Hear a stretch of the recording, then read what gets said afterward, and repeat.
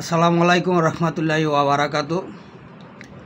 আজকে আলোচনা করব বর্তমান বাংলাদেশের যে রাজনৈতিক পরিস্থিতি এবং ইসলামের যে অপব্যবহার চলছে এবং ক্ষমতার লোভে, ভোটের ক্ষমতার লোভে, পূজা মণ্ডপে যে যারা আজকে ইসলামের অপব্যবহার করছেন, চালাচ্ছেন, সে বিষয়ে কিছু আলোচনা করব। আশা করি সবাই মনোযোগ দিয়ে কথাগুলো শুনবেন এবং বিবেচনা করবেন যে আমরা বিগত সরকারগুলোর আমলে আমরা এই বিধর্মীদের যে অনুষ্ঠানগুলো আমরা দেখেছি বা হচ্ছে, বা রাজনৈতিক নেতাদেরকে যে অতিথি হিসাবে দাওয়াত দেওয়া হয়েছে, বা রাজনৈতিক নেতারা দেশের নাগরিক হিসাবে তাদের বিভিন্ন অনুষ্ঠানে গিয়েছেন, শুভেচ্ছাময় বক্তব্য রেখেছেন, কথা বলেছেন, আমরা সেটা দেখেছি। কিন্তু এই বর্তমান এই অন্তর্বর্তী সরকার অধীনস্থ আমলে আমরা যা দেখতে পাচ্ছি যে ইসলামকে নিয়ে যেভাবে অপব্যবহার চালাচ্ছে, সেটা আসলে খুবই ন্যাক্কারজনক এবং ইসলাম বিরোধী, মুসলিম বিরোধী কার্যকলাপ চালাচ্ছে। আজকে আমরা দেখতে পাচ্ছি ক্ষমতার লোভে আজকে তারা দেখছি যে তারা জামাত ইসলামের পরিচয় দিয়ে, ইসলামের পরিচয় দিয়ে, রাজনীতির পরিচয় দিয়ে তারা হিন্দুদের পূজা মণ্ডপে যাচ্ছেন, গিয়ে তারা গীতা পাঠ করছেন এবং শুভেচ্ছা বিনিময় করছেন এবং আরামায়েশি খাওয়া দাওয়া করছেন। আবার কিছু কিছু জামাত নেতা বলছেন, জামাত শিবিরের নেতারা বলছেন যে পূজা আর রোজা এপিট ওপিট। তাই এর আমি তীব্র নিন্দা ও প্রতিবাদ জানাই। কারণ যারা ক্ষমতার লোভে ইসলামকে বিক্রি করে দিচ্ছে, ভোটের ক্ষমতার লোভে যারা ইসলামকে বিক্রি করে দিচ্ছে, বিকৃত করতে চাচ্ছে, ইসলামকে নিয়ে ইসলামের অপব্যবহার চালাচ্ছে, আমি সে সমস্ত কার্যকলাপকারী ব্যক্তিদের বিরুদ্ধে তীব্র নিন্দা ও প্রতিবাদ জানাই। কারণ আমি একজন মুসলমান, আমি একজন আল্লাহর বান্দা, নবী হযরত মুহাম্মদ সাল্লাল্লাহু আলাইহি সাল্লামের উম্মত আমি। এটা হলো আমার সবচেয়ে বড় পরিচয়। হ্যাঁ, আমাদের দেশ কি দেশ, আমাদের দেশ বাংলাদেশ, এবং আমাদের দেশে সব জাতির লোকই আছে, কিন্তু আমরা মুসলিম রাষ্ট্র, আমাদের রাষ্ট্রটা মুসলিম রাষ্ট্র এবং মুসলিমের সংখ্যা বেশি। আমাদের দেশে 99%ই মানুষ মুসলমান, অন্যান্য জাতি 1% আছে। কিন্তু আমরা আমাদের দেশের জাতি হিসাবে, দেশের নাগরিক হিসাবে তাদের পাশে থাকা বা তাদের সুখে দুঃখে তাদের পাশে থাকা, এটা আমাদের নৈতিক দায়িত্ব। সেই হিসাবে আমরা থাকতে পারি, থাকব। কিন্তু থাকব বলে তাদের যে হিন্দুদের, যেই হিন্দু খ্রিস্টানদের যেই অনুষ্ঠানগুলো হচ্ছে, ঠিক আছে, আমরা দেশের রাজনৈতিক নেতৃবৃন্দ হিসাবে এবং তারা আমাদের দেশের নাগরিক হিসাবে আমরা তাদের অনুষ্ঠানে যেতে পারি এবং শুভেচ্ছাময় কথা বলতে পারি, উন্নয়নমূলক সমাজের উন্নয়নমূলক কথা আমরা বলতে পারি সেখানে গিয়ে। এবং তাদের যেই ধর্মীয় অনুষ্ঠান, সেই ধর্মীয় অনুষ্ঠান যাতে সুশৃঙ্খলভাবে সুন্দর পরিবেশে উদযাপন করতে পারে, আমরা সেই সুযোগ সুবিধা করে দিতে পারি এবং তারা যাতে সঠিকভাবে তাদের ধর্ম পালন করতে পারে, অনুষ্ঠান করতে পারে, সেদিকে আমরা নজর দিতে পারি, সুযোগ সুবিধা করে দিতে পারি। কিন্তু তাই বলে তো ইসলামকে নিয়ে কূটনীতিক আমরা করতে পারি না। আল্লাহ রাসূলকে নিয়ে, ইসলামকে নিয়ে আমরা কূটনীতি করতে পারি না এবং ইসলামের বিপরীত আমরা কোনো কথা বলতে পারি না, কার্যকলাপ চালাতে পারি না। তাই আজকে যারা ইসলামের কথা বলে, ইসলামের দোহাই দিয়ে যারা আজকে বলছে যে রোজা আর পূজা এপিট ওপিট, আমি তাদের প্রতি ঘৃণার সাথে আমি তাদের প্রতি তীব্র নিন্দা ও প্রতিবাদ জানাই এবং দেশ ও জাতির কাছে আহ্বান করছি, অনুরোধ করছি, আপনারা এই সমস্ত ধর্ম ব্যবসায়ীদের কাছ থেকে দূরে সরে থাকেন, সচেতন হন এবং সোচ্চার থাকেন। এই ধর্ম ব্যবসায়ী নামে ইসলাম বিরোধী, দেশ বিরোধী চক্রান্তকারীদের বিরুদ্ধে আপনারা রুখে দাঁড়ান, তাদেরকে প্রতিহত করুন এবং ইসলাম ও এই দেশকে রক্ষা করুন। কারণ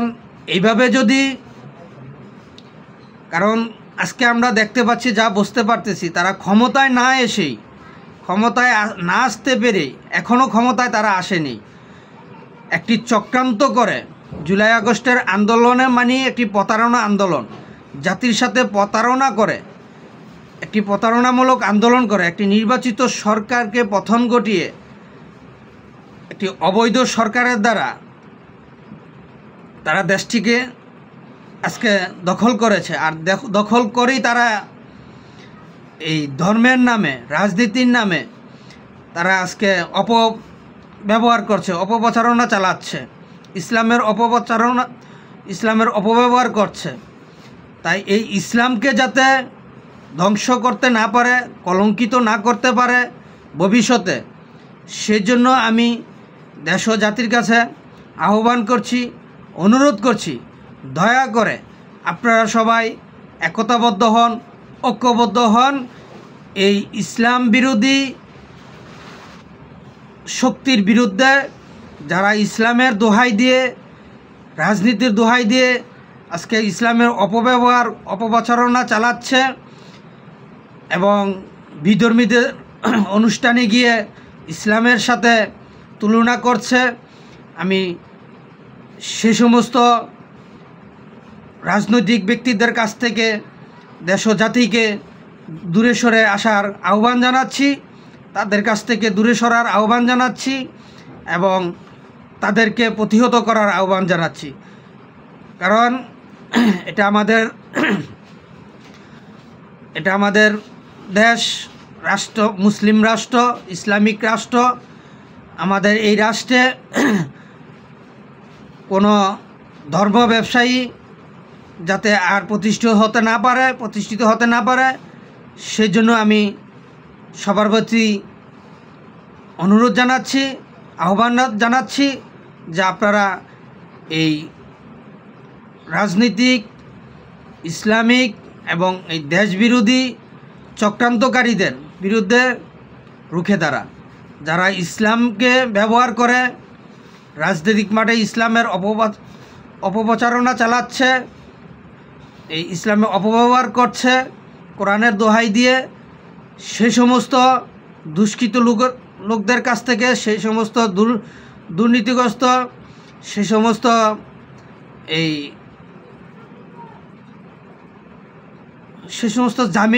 জালেম, আলেম নামে জালেম নেতাদের কাছ থেকে আপনারা সবাই সচেতন হন, তাদের কাছ থেকে সরে আসেন এবং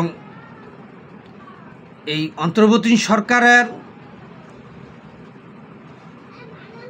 অধীনস্থ যে সমস্ত এই মেট্রোগুলান প্ল্যানে, এই ইউনূস সরকারের মেট্রোগুলান প্ল্যানে, মাস্টার প্ল্যান করে যারা এই একটি নির্বাচিত সরকারকে পতন ঘটিয়েছে, এই ছাত্র সমন্বয়ক নামে, এনসিপি নামে এই দেশবিরোধী চক্রান্তকারী, পাকিস্তানি দোসর, এজেন্ট বাস্তবায়িতকারী ধর্ম ব্যবসায়ীদের কাছ থেকে আমাদেরকে দূরে সরে আসতে হবে এবং তাদেরকে প্রতিহত করতে হবে এবং সবাইকে সোচ্চার হতে হবে, সচেতন হতে হবে এবং দেশের স্বার্থে, জনগণের স্বার্থে, উন্নয়নের স্বার্থে ইসলামের স্বার্থে, আমাদের ইসলামকে টিকিয়ে রাখার জন্য, ইসলামের স্বার্থে এই সমস্ত দেশবিরোধী চক্রান্তকারী, পাকিস্তানি দোসর, জঙ্গিবাদী এজেন্ট বাস্তবায়িতকারীদের বিরুদ্ধে রুখে দাঁড়াতে হবে, তাদেরকে প্রতিহত করতে হবে, দেশটাকে রক্ষা করতে হবে। এটাই আমাদের একমাত্র প্রত্যাশা হোক।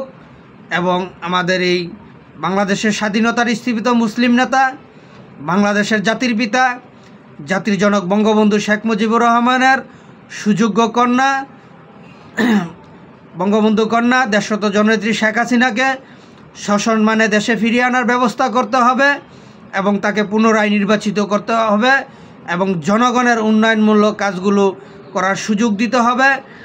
এবং এই জুলাই আগস্টের আন্দোলনে যে দেশবিরোধী চক্রান্তকারীরা সাধারণ ছাত্র জনতা, পুলিশ সহ যে ছাত্র জনতাকে পিছন থেকে, আড়াল থেকে হত্যা করেছে, সে সমস্ত এই হত্যাকারীরা এই শহীদরা যাতে সঠিক বিচার পায় এবং এই শহীদদের সঠিক বিচার করা হয় এবং এই দুষ্কৃতীদের যাতে সঠিকভাবে বিচার করে আইনের আওতায় আনে, তাদের বিরুদ্ধে সঠিক আইনত ব্যবস্থা নেওয়া যায়, সেই জন্য আমাদেরকে একতাবদ্ধ হতে হবে, ঐক্যবদ্ধ হতে হবে। বঙ্গবন্ধু কন্যা দেশরত জননেত্রী শেখ হাসিনাকে সসম্মানে দেশে ফিরিয়ে আনতে হবে এবং তাকে পুনরায় নির্বাচিত করতে হবে। ইসলামিক আইন সুশাসন ব্যবস্থা আমাদেরকে প্রতিষ্ঠিত করতে হবে। সেই লক্ষ্যে আমাদেরকে সামনের দিকে এগিয়ে যেতে হবে। এই আশা ব্যর্থ করি। আজকে এখানে এই পর্যন্তই। আমার কথায় যদি কোনো ভুল ত্রুটি হয়ে থাকে দয়া করে আমাকে ক্ষমার দৃষ্টিতে দেখবেন এবং আমার ভুলগুলো সংশোধন করার সুযোগ দিবেন। এই বলি শেষ করলাম। জয় বাংলা, জয় বঙ্গবন্ধু, জয় হোক সর্বস্তরের সচেতন জনগণের। আবারও জিতবে আবার নৌকা ইনশাআল্লাহ। আসসালামু আলাইকুম ওয়া রাহমাতুল্লাহি ওয়া বারাকাতুহু।